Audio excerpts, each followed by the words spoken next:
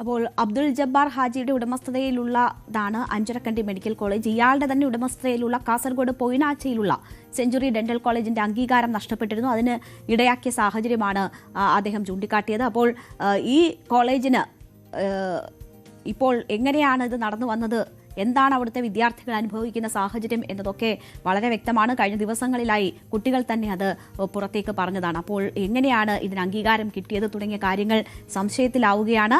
നേരത്തെ ഇങ്ങനെ ഒരു അനുഭവം അതിന്റെ ഉടമയ്ക്കുണ്ടായിരുന്നു എന്ന കാര്യം കൂടി കൂടുതൽ ചർച്ചയാകുന്നു. KV ബൈജുവിന്റെ റിപ്പോർട്ട് കാണാം.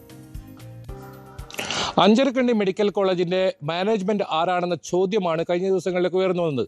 ഇതിലെ ഒരു അന്വേഷണത്തിനൊടുവിലാണ് ഞെട്ടിപ്പിക്കുന്ന കാര്യങ്ങൾ നമുക്ക് മനസ്സിലാക്കാൻ സാധിച്ചത്. അതായത് ജബ്ബാർ ഹാജി എന്ന് പറയുന്ന പഴയങ്ങാടി മാട്ടൂൽ സ്വദേശിയായ ഈ അഞ്ചരക്കണ്ടി മെഡിക്കൽ കോളേജിന്റെ ട്രസ്റ്റ് ചെയർമാന്റെ അതേ പേരിലുള്ള സ്ഥാപനമാണ് കാസർഗോഡ് ജില്ലയിലെ സെഞ്ചുറി മെഡിക്കൽ കോളേജ്. ഈ സെഞ്ചുറി മെഡിക്കൽ കോളേജിൽ അടിസ്ഥാന സൗകര്യങ്ങളുടെ അപര്യാപ്തത മൂലവും മാലിന്യ പ്രശ്നവും അങ്ങനെ പരാതി ഉയർന്ന സാഹചര്യത്തിൽ അവിടെ ഇപ്പോൾ അതിന്റെ അംഗീകാരം റദ്ദാക്കിയിരിക്കുന്നു. മാത്രമല്ല 2 വർഷമായി ഇവിടെ പുതിയ ബാച്ചുകൾ അഡ്മിഷനും എടുക്കുന്നില്ല. നിലവിലുള്ള കുട്ടികളെ സംസ്ഥാനത്തെ മറ്റ് ദന്തൽ കോളേജുകളിലേക്ക് മാറ്റണമെന്ന ഒരു ഉത്തരവാണ് ഇപ്പോൾ വന്നിരിക്കുന്നത്.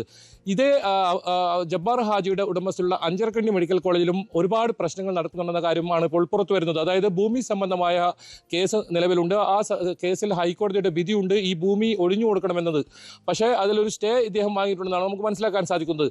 എന്തായാലും ഇദ്ദേഹം കനേഡിയൻ പൗരനായിരുന്നു നേരത്തെ. നിലവിൽ എന്താണ് ഇദ്ദേഹത്തിന്റെ ഒരു സ്റ്റാറ്റസ് എന്ന കാര്യത്തിൽ ഒരു വ്യക്തതയില്ല. ഏതാനും ആഴ്ചകൾക്ക് മുൻപ് ഇദ്ദേഹം നാട്ടിലേക്ക് എത്തിയതായാണ് മനസ്സിലാക്കാൻ സാധിക്കുന്നത്. കാസർഗോഡ് സെഞ്ചുറി ഡെന്റൽ കോളേജിലേക്ക് ഇദ്ദേഹം എത്തിയിരുന്നു. പ്രിൻസിപ്പൽമാർക്ക്, അതായത് അവിടെയുള്ള HOD മാർക്കാണ് പൊതുവെ ഇദ്ദേഹം ഈ ചുമതലകൾ ഏൽപ്പിക്കാറുള്ളതും അവരാണ് ഈ കോളേജിന്റെ മുഴുവൻ കാര്യങ്ങളും നോക്കാറുള്ളത്.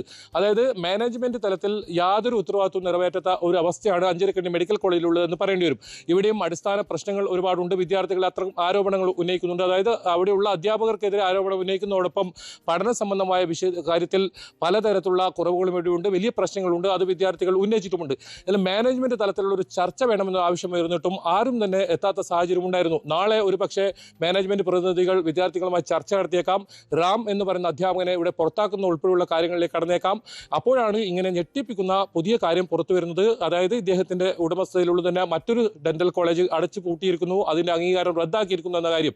നിലവിൽ ഈ ഒരു ഭൂമി കറുവപ്പട്ട എന്ന് പറയുന്ന ഈ ഒരു വസ്തു ഏഷ്യയിൽ തന്നെ ഏറ്റവും കൂടുതലുള്ള ഒരു ക്യാമ്പസ് കൂടിയാണ് അഞ്ചരക്കണ്ടി മെഡിക്കൽ കോളേജ് എന്നതും മറ്റൊരു പ്രധാനപ്പെട്ട കാര്യമാണ്. 300 ഏക്കറോളം വ്യാപിച്ചു കൊടുക്കുന്നതാണ് ഈ ഒരു പ്രദേശം. ഏതായാലും ഇവിടെ നേരത്തെ ബ്രണ്ണൻ സാഹിബിന്റെ ഉടമസ്ഥയിലുള്ളതായിരുന്നു ഈ സ്ഥലം. പിന്നീടാണ് ഇദ്ദേഹം മറ്റൊരാളിൽ നിന്നും ഈ സ്വന്തമാക്കുന്നത്. ഇവിടെ ഉണ്ടായിരുന്ന ഒരു ബംഗ്ലാവ് ഇടിച്ചു പൊളിച്ചതിന് ശേഷമാണ് ഇങ്ങനെ കോളേജ് സമുച്ചയം ഇവിടെ പണിയുന്നതും. മാത്രമല്ല ഇവിടെ നേരത്തെ MBBS ഫാർമസിയും ഉൾപ്പെടെ നിരവധി കോഴ്സുകൾ ഉണ്ടായിരുന്നു. അതെല്ലാം അംഗീകാരമില്ല എന്ന കാരണത്താൽ ഓരോ ഘട്ടമായി അത് അടച്ചുപൂട്ടുന്ന സാഹചര്യമാണ് ഉണ്ടായത്. നിലവിൽ BDS മാത്രമാണ് ഇവിടെ ഇപ്പോൾ ക്ലാസുകൾ പ്രവർത്തിക്കുന്നത്. അതും ഇത്തരത്തിലുള്ള ഒരു വലിയ ആശങ്ക ഉണ്ട്. ഈ ഭൂമി സംബന്ധമായ കേസുണ്ട്. അത് ഒരു സാമൂഹ്യ പ്രവർത്തനം നൽകിയ കേസാണ് ഇപ്പോൾ നിലവിലുള്ളത്, കോടതിയിൽ നിലവിലുള്ളത്. എന്തായാലും അത് സംബന്ധിച്ച് ഒരു അന്തിമ വിധി വരാനിരിക്കെ ഇത്തരം വലിയൊരു പ്രശ്നങ്ങൾ ഇപ്പോൾ ഉണ്ടായിരിക്കുന്നത്.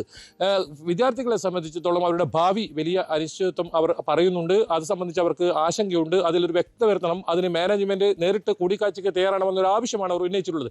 അത്തരം കൂടിക്കാഴ്ചകൾ ഇനി ഉണ്ടാകുമോ? കഴിഞ്ഞ ദിവസം ഈ റാമിനെതിരെ നടപടിയെടുക്കും, ഇദ്ദേഹത്തെ ഈ കോളേജിൽ തന്നെ പുറത്താക്കുമെന്നായിരുന്നു മാനേജ്മെന്റ് ഭാഗത്തു നിന്നും കിട്ടിയ വിവരം വിദ്യാർത്ഥികൾക്ക്. പക്ഷേ അതൊന്നും നടന്നില്ല. ഇനി നാളെ അത്തരത്തിലുള്ള ചർച്ച നടത്തിയതിനു ശേഷം അതിലൊരു തീരുമാനമെടുക്കാമെന്നാണ് അവർ അറിയിച്ചിട്ടുള്ളത്.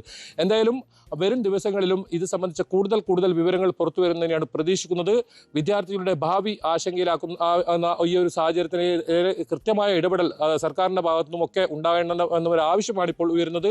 അതോടൊപ്പം വലിയ പ്രതിഷേധവും അഞ്ചരക്കണ്ടി മെഡിക്കൽ കോളേജിലേക്ക് ഓരോ ദിവസം കഴിയുമ്പോഴും അത് കൂടുന്നു എന്നതും ഏറ്റവും പ്രധാനമാണ്. നാളെയും അത്തരത്തിലുള്ള പ്രതിഷേധ സമരങ്ങൾ ഒരുപക്ഷെ കോളേജിലേക്ക് ഉണ്ടായേക്കാം. വലിയ തോതിലുള്ള ഒരു ആരോപണങ്ങൾ ഇപ്പോൾ നിലനിൽക്കുന്നു.